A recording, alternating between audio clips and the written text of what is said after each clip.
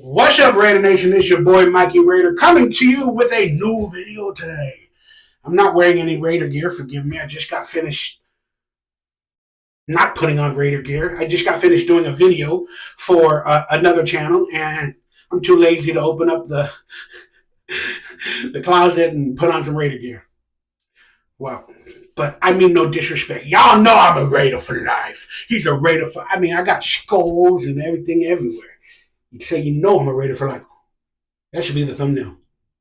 What are we going to talk about? Well, I haven't made a video for a week or so, and there's been a little bit of controversy. We've had the NFL Scouting Combine. Oh, please hit that thumbs up, that like, that subscribe button. Consider becoming a member of this channel to buy me some tacos, and that means you appreciate the content and you want more of it.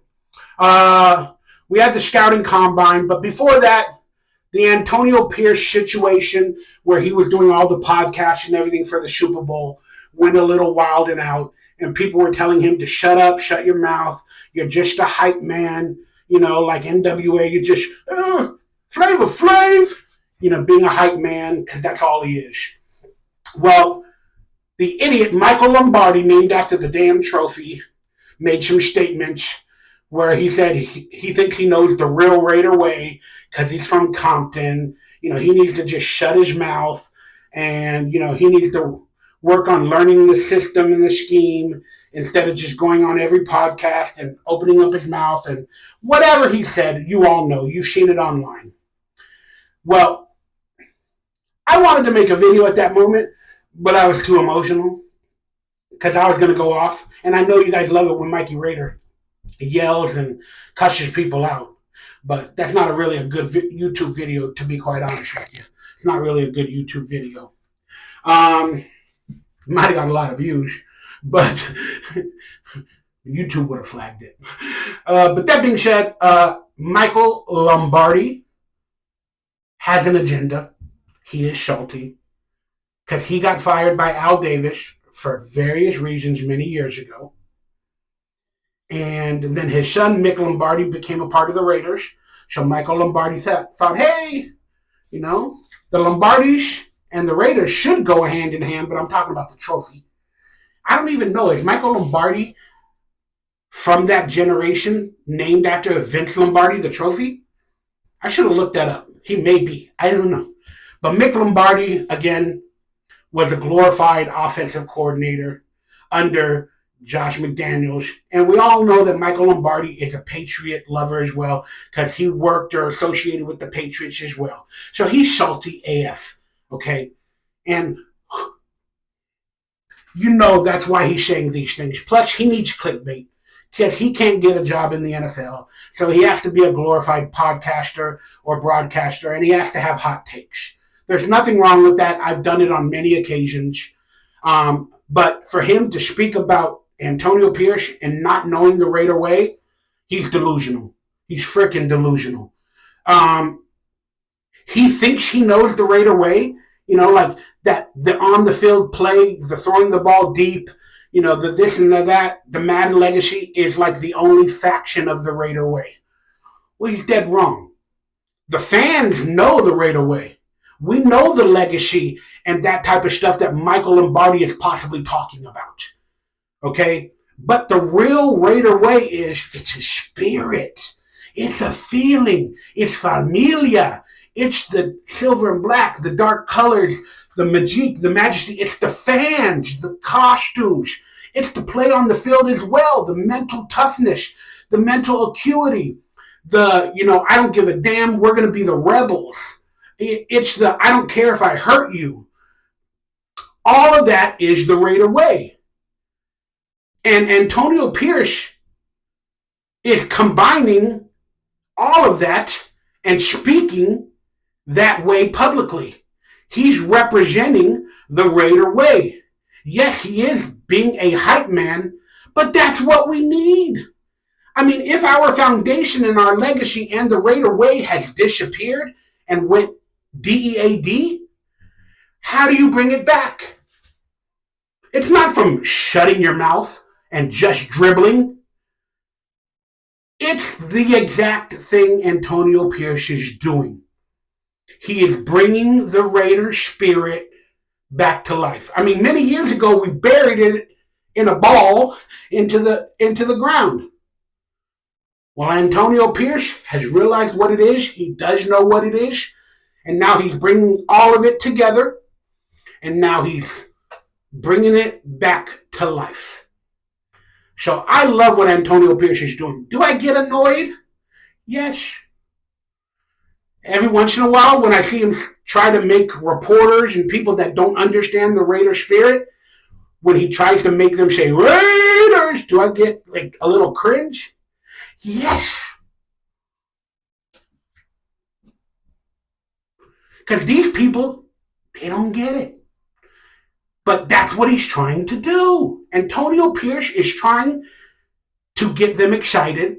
So it sounds stupid, but even if they say Raiders the wrong way, whoever he tells them to do it, they're going to remember him. And they're going to be like, who was he? Oh, he's the Raider coach.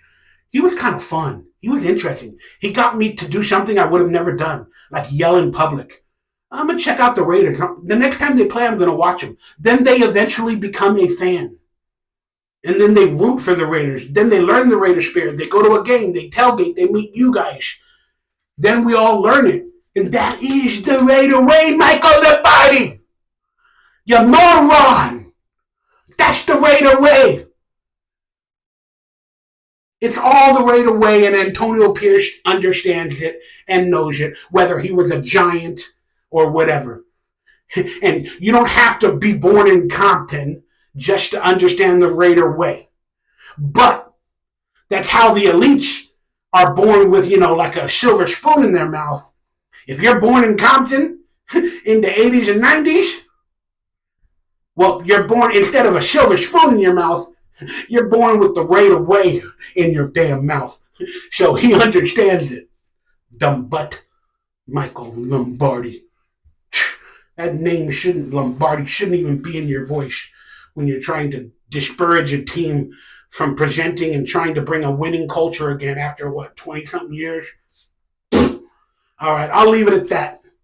That being said, we got the NFL Scouting Combine. I should have done some research and presented some better options and do a show. But again, I'm dealing with personal stuff, and I don't deal with it so well. Plus, too many barriers, guys. I wish I had the energy and the passion like I used to when I would do a show every week or two and, put in a lot of work, 10 hours trying to make a show. But nowadays, it can't be done due to various reasons. So, but I'm not here to complain.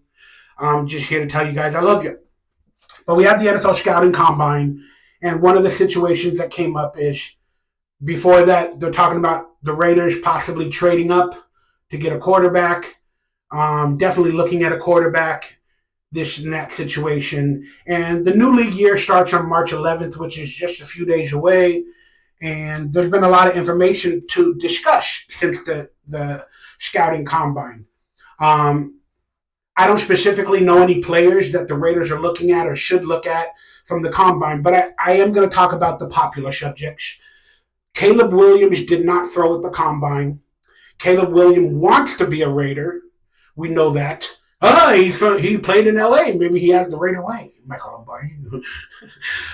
We do know that, the Raiders are one of his preferred teams, but we don't have the draft stock, and we're not up there at number 1 or 2 just yet.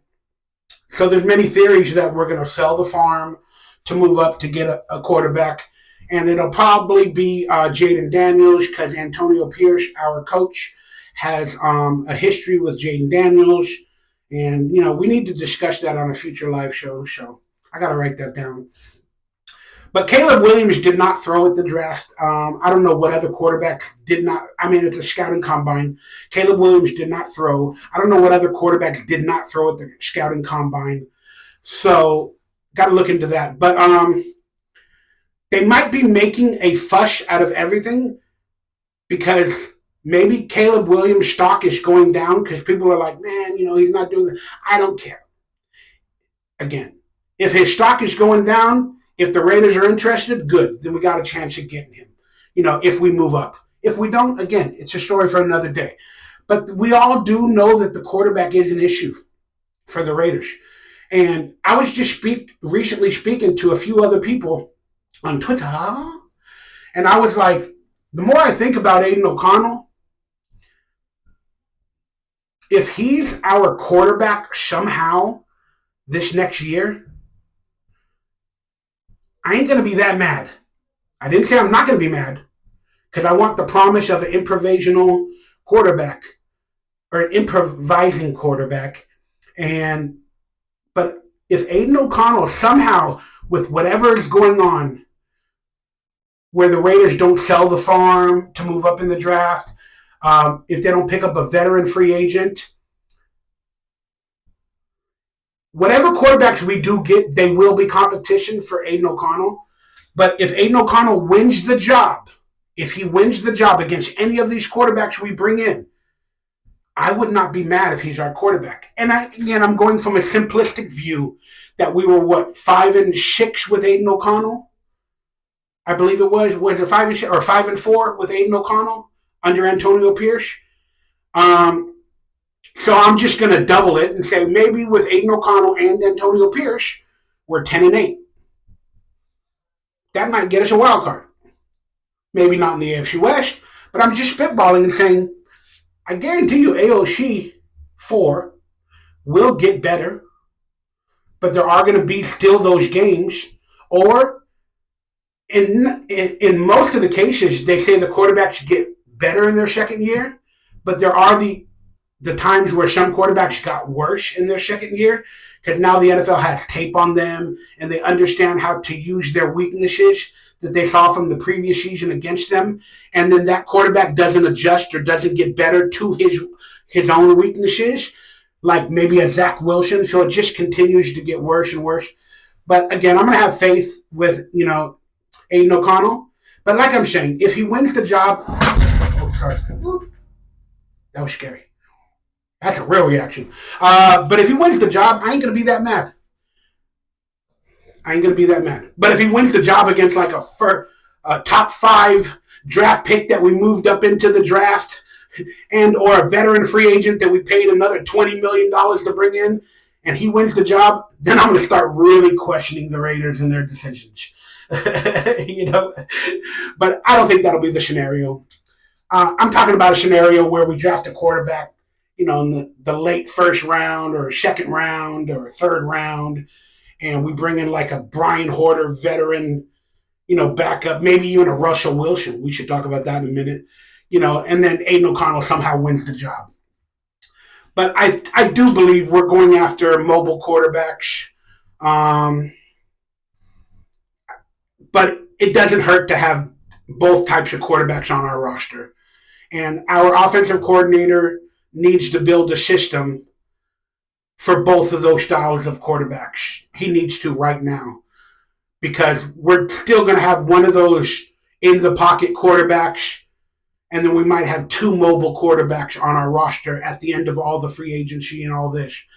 But he's still going to have to build that roster. At least give Aiden O'Connell a chance and see what he can do. You're going to have to build that.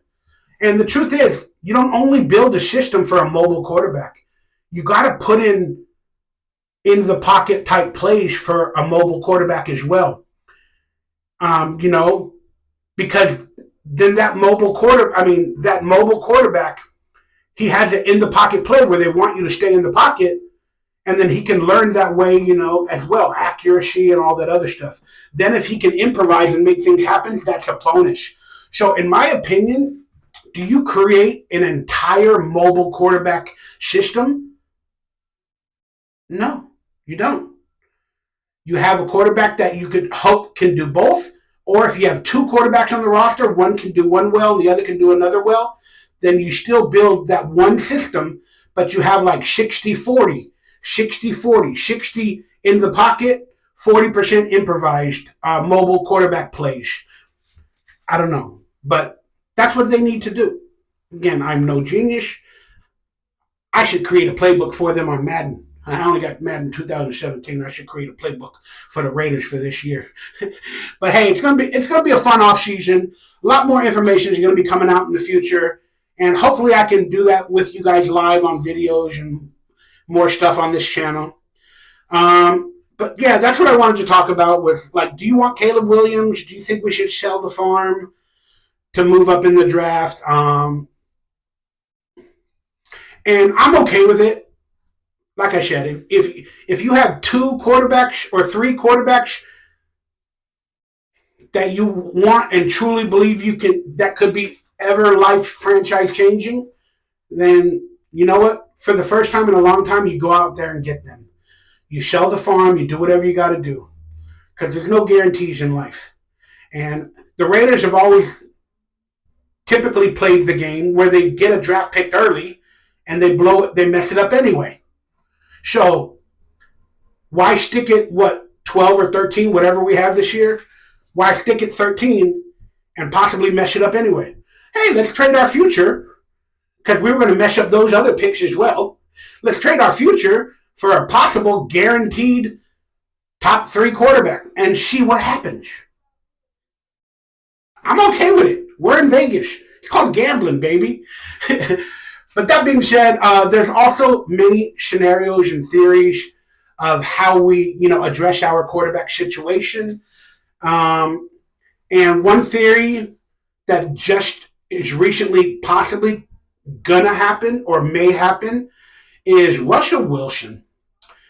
He is being released by the Broncos on the first day of the new year, and I believe that's March 11th or March 12th, whatever. He is officially going to be released. He's still going to get $80-something million from the Broncos, and now he has the choice of any team he wants to go to. So another team could possibly sign Russell Wilson if he wants to go to that team. And yes, they can do a brand new contract, but I believe if he gets a brand new contract, Denver will not have to pay the $40 million this year and the $40 million next year. That they would get like a benefit or a doubt, or maybe not. Maybe it's all guaranteed. I don't know the physics of it, and there's a possibility that Russell Wilson could get, like I said, $80 million the next 2 years. That's going to go on the Denver Broncos dead cap situation, and basically Russell Wilson made $120 million for 2 years on the Broncos, and he's still going to get paid this year for not being on the Broncos, like $40 million, I believe it is, and maybe another $40 million next year. So another team technically could pick him up and sign him and be like, hey, Russell, you're already getting paid $40 million from the Broncos. Come be a part of our team, but we'll put you on a $2 million a year deal, the veteran minimum. But I don't think Russell Wilson will want to take that because if he's getting paid by Denver regardless, he's going to be like, no, I want a new contract for at least 2 years and then some guaranteed money. So then the team that does want Russell Wilson or he wants to go to, they can actually make an agreement like 2 years, $20 million. Then it's not a lot in theory because it's $10 million per year. But then they could put, that entire $10 million in a bonus. Or something, a signing bonus, or that entire $20 million in a signing bonus. So then he signs, but then he basically plays on the veteran minimum for $1.5 million. Because the signing bonus money can come from later years. And so basically, he would be on our roster under the cap for $1 million or $2 million or $1.4 million, whatever the veteran minimum is, while he still got more money in a signing bonus, and then he's still getting paid $40 million from the Broncos. So he could literally have a season where he basically gets $50 million. And he added an extra 10 or 20 from the signing bonus from whatever team he goes with. And it's a good situation for a lot of teams to get a veteran quarterback, whether he's the best, whether he's the brightest, the this, the that. It's worth it. It's worth it for $20 million in total in future years to possibly have the greatest backup quarterback in the league. But again, does Russell Wilson want to be a backup? He's not going to go to a team where he thinks he's going to be the backup. He might go to a team where he'll compete for the starting job that he thinks he can beat that starter. And again, Las Vegas is one of those locations. A lot of people don't want it to be done, but Las Vegas is one of those locations where him and his wife share. She could have a residency in Vegas. They could earn a lot more money in Vegas. They'll probably do it for a cheaper deal, a signing bonus or whatever. They'll probably play on the veteran minimum. Again, Las Vegas is technically one of those places a couple years back that he said he wanted to play for. So this is a theory, in theory, a food theory that could happen. It could happen depending on Mark Davis and his financial situation and how they want to play it this year. Because if we got Russell Wilson and we draft a quarterback, we're going to save so much money on the quarterback position because they're going to release Jimmy Garoppolo at the start of the new year, probably based off of the PED issue that we had a month or two ago.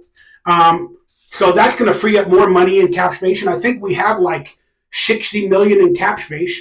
So at the end of it, we could get Russell Wilson, a veteran backup, or maybe the starter, depending on how it plays out, for like $2 million on the cap. That leaves like $60 million or $58 million or whatever the case may be to sign other players. Offensive line. We need offensive line. We're losing a lot of players in free agency.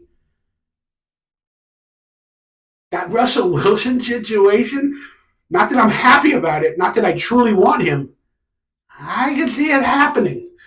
I can see it happening. I'm not trying to tell you guys what to think. But the more and more I think about it, that could happen. But again, it's all up to Russell Wilson once he's released. It's all up to, is he going to be an a-hole and request another $30, $40 million contract from another team? I don't know. It's all up in the air, guys. It's all up in the air. We're going to find out what Russell Wilson is truly about, once he signs with a team and stuff like that. And, they do call him Mr. Unlimited, so he's probably looking for his last contract to make unlimited funds, even though he's getting paid $40 million from the Broncos. So it's an interesting situation, guys. Russell Wilson could be our franchise quarterback. Could be. Would you hate it if that happens? Let me know down below. Now, I'm just going to speak the scenario that I see happening, and I think it would be the best scenario for the Raiders. But again, this you may not agree, and you may not go along with me on this one, and you may have a different scenario that maybe is actually better. Please let me know that scenario down below. But for the Raiders quarterback situation, knowing who we have on our roster, this is what I would do if I was the GM and the coach and all that moving forward.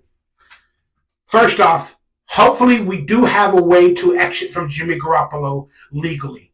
That PED stuff, I don't know if that is legally grounds for him being released and saving money off the cap. I do not know the truth of that situation.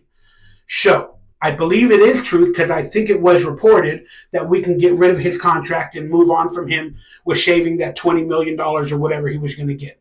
So that's what I would do. Get rid of Jimmy Garoppolo. He's gone. Okay? But we could use him for draft capital. We could keep him, pay the $20 million, but then we'd send him to another team for a second or third round draft pick. But we'd have to keep the $20 million on the books. So we're paying for a draft pick in the second round if another team would trade for Jimmy Garoppolo. I don't think that'll work. So the best thing is to release Jimmy, save the $20 million. That's the first thing we do. But again, Russell Wilson is going to be released before the draft. So people are like, oh, well, we can figure out the Russell Wilson situation later. We cannot. We have to figure out the free agency situation with another quarterback. If we're picking up a quarterback in free agency, we got to figure that out before the draft. And that's where the situations can change for everybody in every decision. Again, if you get a free agent quarterback that could be or should be the starter, that's going to mess up your draft trading or trading up or whatever that situation is. So, as the GM, I get rid of Jimmy Garoppolo, and I really pursue Russell Wilson. I do that. Because I understand the financial ramifications of having a $2 million quarterback on our roster that quite possibly could be a better quarterback than Aiden O'Connell. If you understand what I'm saying. We could have him on the roster for $2 million, and he is a better quarterback at this moment than Aiden O'Connell. Now, character issues aside, why don't the Denver Broncos even keep him on the team as a backup? They don't like him. They don't like his wife. They don't like his team. They don't like his bravado. He's toxic to the environment, the locker room. I don't know all of that. You would hope the Raiders do their research on all of that. But people can change, and he might have learned his lesson by being benched. He might have been humbled. I do not know. And sometimes with the Raiders, there's always a good comeback story there. Okay, so that's the Russell Wilson situation. But I would go after Russell Wilson the minute he's released and see what he wants to be a part of the Raiders. And if he's interested, how much will he sign for? Can we get him on the veteran minimum? Can we do a signing bonus like I just spoke about? I would be. Then, if we did sign Russell Wilson, I'm happy. Now I go into the draft in April, at the end of April, I go into the draft with a different strategy. I continuously try to trade up to get one of those young quarterbacks that they may be coveting, like Jaden Daniels. I continue making phone calls. And I continue to, in a weird way, give up the farm if they need it. Like 2 first rounds, a second round, a third round, and maybe a player. I don't know. But could Russell Wilson be brought onto the Raiders and traded? I just thinking about that. Yeah, we're going to leave that one alone for draft capital. But I still pursue a quarterback in the draft. So basically, we would possibly be getting Aiden O'Connell, which is a decent quarterback on our roster that is learning in the system, being homegrown in the Raider system. Then we would have picked up a Russell Wilson, veteran Super Bowl winning quarterback that can have a comeback story for $2 million or on the veteran minimum. Then we can give up draft capital for the next couple years. I understand that. But now we can sign a young drafted rookie quarterback to build for the future. So our quarterback roster, no matter what bullshit happens here or there, is set. We got a mobile quarterback in the drafted rookie probably. Then we got a semi-mobile quarterback in Russell Wilson that can also stand in the pocket even though he's shorter than normal. Then we got a immobile stand-in-the-pocket quarterback in Aiden O'Connell. We have the best of all 3 worlds in that situation. So we got a lot of tools for our offensive coordinator to play with. Yes, we gave up a lot of draft capital for the next 2 or 3 years to move up to get that quarterback that we wanted. But I'm okay with that. Now you got 68 or 58, 60 million in free agency as well to build an offensive line. But again, free agency happens before the draft. So you're going to have to, if you sign Russell Wilson in free agency, you're going to have to spend whatever money you're saving from bringing Russell Wilson onto the team. You're going to have to spend all of that on offensive line, maybe a Josh Jacobs and stuff like that, and solidify our team.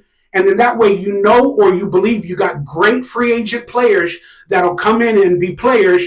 And maybe you don't have a lot of money now going into the draft, but that's okay because you got a lot of good free agents that you believe are going to fit the void. So now you can sell the farm to get a Jaden Daniels, a Caleb Williams, or whoever you might covet, Drake May. Whoever the Raiders covet, you can sell your draft capital for the next 3 years or 2 years, not all of it, but the first rounders or whatever. You can sell it to get that quarterback. And then now in the draft, you got a second round maybe pick. You only got a third, a fourth, a fifth, a sixth, a seventh, whatever the case may be. Now you can pick up, hey, let's get some offensive linemen. Let's get some cornerbacks. Let's get some safeties. We don't need to draft another quarterback. We're set, and then you can do it that way. You can build from the draft, but it'll be from the later rounds because you gave up the draft capital to get that quarterback. But it all works. It all works in theory. That's my theory, guys. Let me know what you thought of my theory. Let me know your theory down below. And that's all I'm going to say for today. Hopefully this video finds you in good health, good spirits with you and your beautiful family. And if you watched the entire video this long, write down in the comments below for a future gift or shout out. Write, Mikey Raider is legit. Mikey Raider is legit. That way I know you watched it to this point, and I'll hit you up at a later date. I love you guys, and just in case, there's a gentleman named Ed Dodge, Dodds, that sent to my friend's P.O. Box a bunch of Raider Nation cards of like Amari Cooper and Raider players and jersey cards and patch cards, and they sent it to me. And I know you're a Raider fan, so if you see this video, thank you very, very much. Thank you very, very much for those cards. What an awesome Christmas gift I got.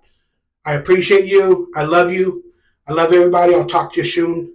Mikey Raider, out. Hey, until next time, we'll have some more theory.